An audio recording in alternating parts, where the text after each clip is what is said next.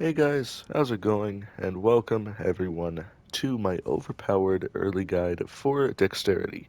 Now I did one to just get overpowered in general, and I did one for strength, and now I'm gonna do one for dexterity. Now it's a level 35 build. These are the stats right here: 25 vigor, 20 endurance, 18 strength, and 32 dexterity. We do use the radagon soreseal talisman, that is why our stats are pretty high. But the build consists of the Bloodhound's Fang +4, a phenomenal weapon. You can beat the entire game with this weapon and not have a crazy amount of problems. Even though it's a unique weapon, it can be buffed with grease and other weapon buffs. Pretty good. It also takes somber smithing stones, which made the whole upgrading process in this video a lot more easier. Then a dagger, just to cast the Golden Vow skill. Golden Vow increases your attack and defense for a short duration. I think it's like either 30 seconds or a minute. A shield, because it's always good to have a shield. The full knight set, which is actually a pretty good armor set compared to the one that you have at the beginning of the game with the class we chose. The talisman is, of course, Radagon Soreseal, increases vigor, endurance, strength, and dexterity, each by 5, but you take 15% increased damage. For early game, doesn't really matter too much. 7 flasks total, each at +4, and the Flask of Wondrous Physic with the green spill crystal tier, which temporarily raises max stamina, and the spiked cracked tier, which temporarily boosts charge attack power, as well as the Lone Wolf Ashes, because Spirit Summons in this game are awesome. As for the skill on the Bloodhound's Fang, it is a pretty good skill. The beginning of the skill is the sort of slice as well as a backstep, and you can always follow this up with a counter. But this build isn't that hard to set up. You're pretty overpowered considering your weapon is +4 and it's a unique weapon. If you enjoy the walkthrough, maybe leave a like or subscribe, and I'll see you guys in the next video. Now the best starting class for this is gonna be Warrior because, highest starting dexterity. For the keepsake, use either the Golden Seed or the Stone Sword keys. And then, once you arrive in Limgrave, you're gonna want to get the Grace and head over to that church over there. Once you get over to the Church of Ella site of Grace, follow the path over here, and around right here will be a Grace. Also make sure you go and grab the map. And then rest to unlock leveling as well as torrent. Now as for where to go, once you get to the Gatefront site of Grace, we have an entire route that should make this not very confusing. From the Gatefront site of Grace, keep on following the path here until you get to the Aguil Lake North site of Grace. And follow the bridge here, and you're going to want to go over here to grab the Aguil Lake South side of Grace. Right here is a boss that we're going to be fighting. You do have to fight at least one boss, but it's not going to be that difficult of a fight. And you're going to want to follow the path down all the way here to get the Third Church of America. Then you're going to want to come right over here to get the charge attack and stamina recovery physic, which should be right about here. Then you're going to want to go over to this ruins area, and you're going to hear howling from an NPC up there. Now we're going to have to get him to come down. And to actually get him to come down from here, you're going to have to go back to the Church of Ella's site of Grace, and you're going to have to talk to the Santa-looking merchant. And after you hear the howling in the woods, you're going to have this piece of dialogue, and by progressing the dialogue, you get yourself an emote or a gesture. And then you're going to want to head on back to Mistwood Ruins, and with the brand new gesture you got just now, just finger snap, you use it, and this dude will jump from there. Keep talking to him until all of his dialogue is progressed. And now we're going to be fighting the boss that has the weapon that we're going to need for the build. From the Aguil Lake North side of Grace, you're going to want to ride on up to here. And then once you entered the arena, don't go up there because it'll trigger the boss fight. If you talk to the guy, his golden sign should be down. If you're a Giga Chad, you can just power through this boss fight without using the summon, but if you are new, I would highly recommend it.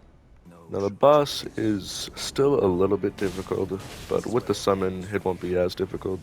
He's kind of a tank, you can just let him take most of the damage.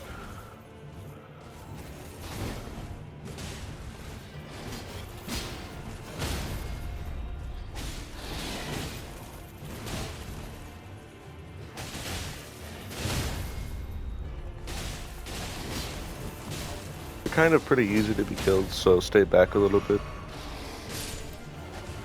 And he should go down without too much trouble. And as you can see, the stat requirements are 18 strength and 17 dex, but we're going to get a ton of ruins to actually get those levels. So you're going to want to go on your horse and run over here, and tucked away in the bushes is a teleporter. And taking the teleporter is going to put you in an area that you should not be in at all right now, but if you follow where I go exactly, this area should not give you trouble at all. But come inside here to get a sight of grace. Do not mess with this dude right now, he will destroy you. And that bridge over there is where we're going to want to go. There's going to be a sight of grace right next to it, but also make sure you grab the golden seed right here. Get the grace, you're going to want to go over here and run past the dragon. And then after you run past the bridge, go over here. And there's going to be this gravesite sort of area, and there are going to be golden ruins next to it. Make sure you grab these, they're basically just free ruins. And then using the Spirit Spring right here, you're going to want to jump down. And once you're down here, get the Sight of Grace. Now you're going to want to go down here. There's a pretty good ruin farm for early game down here too. You'll see this boulder that summons, and if you cheese it to fall off the edge, it's going to give you 2,000 ruins every time you do it. But keep on going this way.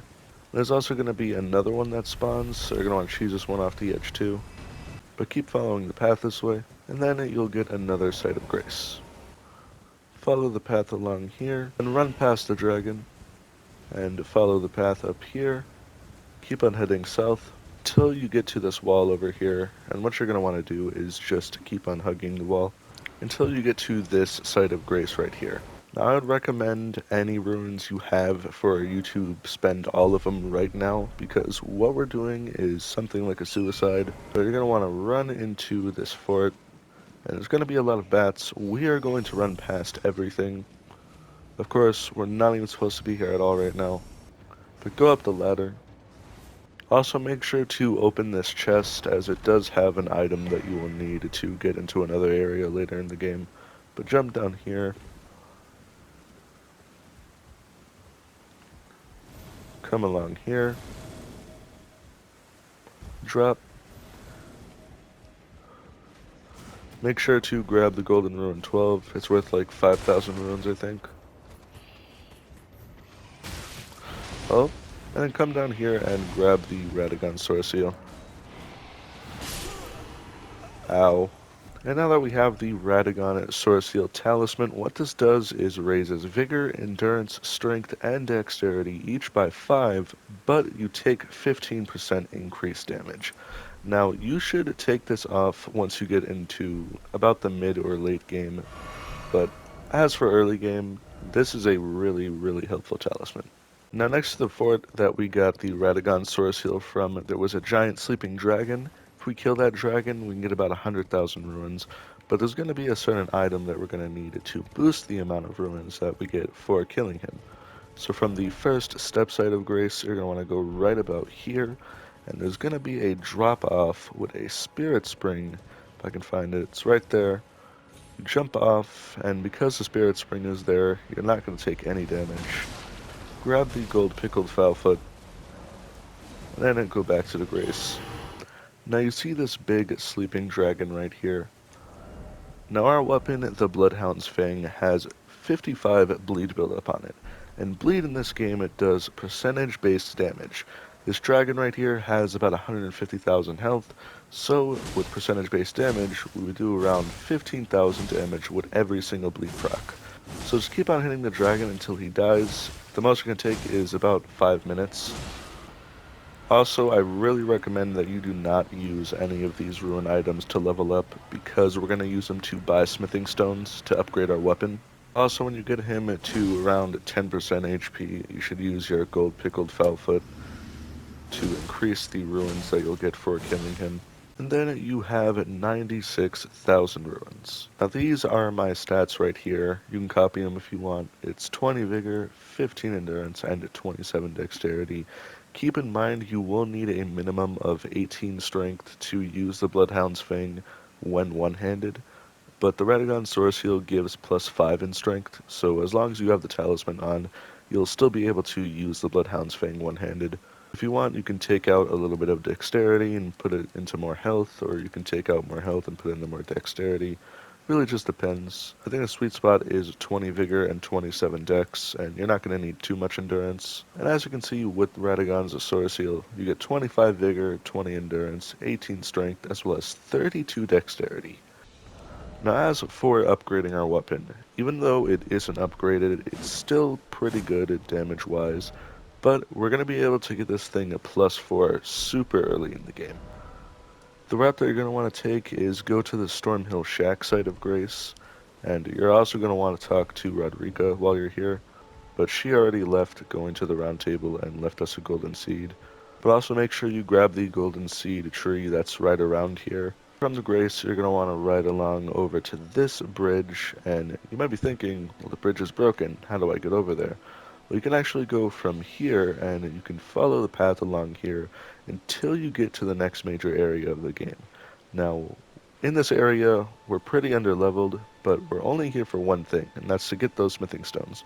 So from the lake-facing cliff side of Grace, you're going to want to follow the path all the way down here until you get to the Liurnia Lake shore side of Grace, and then there's going to be a map right over in this direction, and there are going to be some enemies guarding it. I'd recommend luring the enemies away from the map so you can pick it up. Then on your horse, you're going to want to ride all the way along here, which will be another map, as well as the site of Grace. And then you're going to want to go over here, which is going to be a teleporter, and take the teleporter, and it's going to lead you to around here-ish, where there's going to be another map. Then right in this ruin area, there's going to be a illusory wall. When you hit the illusory wall, there'll be a site of grace behind it, as well as our blacksmith. As you can see, he sells somber smithing stones 1, 2, 3, and 4. However, we don't really have enough ruins, so what we're going to do is use our ruin items we picked up. And with 20,000 ruins, you should be able to buy all the smithing stones, and you also should be able to upgrade your weapon. But now, as you can see, we have a +4 Bloodhound's Fang. You can see our damage on this is pretty high. Our AR is 346, which is a lot for early game. Also, make sure to go to the round table hold. Melina will give you the offer once you get into Liurnia of the Lakes. But now you're going to want to go back to the Lonnie's Rise site of Grace. And you're going to want to do that boulder ruin strategy I was talking about, where you cheese the boulder off the cliff, and every time you do it, it'll give you 2,000 ruins. And just keep on reloading the area, and keep on doing this until you get around 15,000. And then once you have your 15,000, you're going to want to buy the heater shield, as well as the full knight set. So make sure you buy the lone wolf ashes and the spirit color bill. What we're going to want to do is finish upgrading our flasks. So from the Agi Lake north side of Grace, you're going to want to go down over to the Bridge of Sacrifice, and there will be a Grace right here, and follow the path over here until you get to a Grace. Going down here will also be a map. And then getting to this church right here, you just go up here, follow the path, and then you go back, and then over here will be another Grace. Following the path will lead you to this church, and then just going this way will get you to the Fourth Church of America. Also make sure to put both of the physics in your flask. One increases charge attack damage, and one temporarily boosts your stamina. Now, as of right now, the build is complete, but there is one more bonus little thing you can do to increase your damage. From the Stormhill Shack site of Grace, right along over here, and there's going to be a knight on a horse, and when you kill him, he will drop the Golden Vow Ash of War.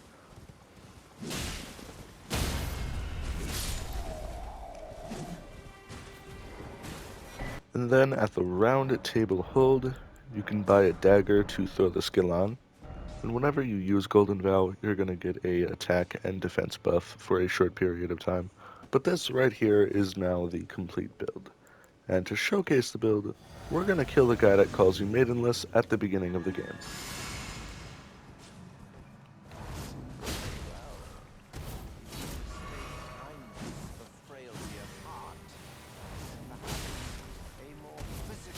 Who's maidenless now?